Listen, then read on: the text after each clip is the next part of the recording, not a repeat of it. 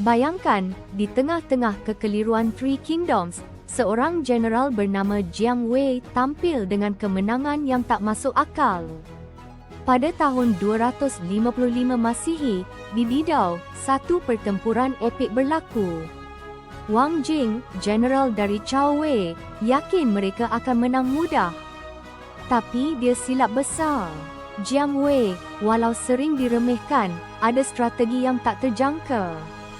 Dia berjaya pancing Wang Jing dan pasukannya masuk perangkap.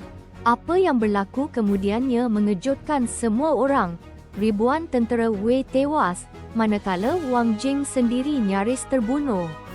Ini bukan sekadar kemenangan, ini adalah bukti genius strategi Jiang Wei yang mengubah haluan perang. Kemenangan di Didau ni bukan saja meningkatkan semangat Shu Han, tapi juga mengukir nama Jiang Wei dalam sejarah sebagai pakar taktik yang tiada tandingan. Betul-betul gempak.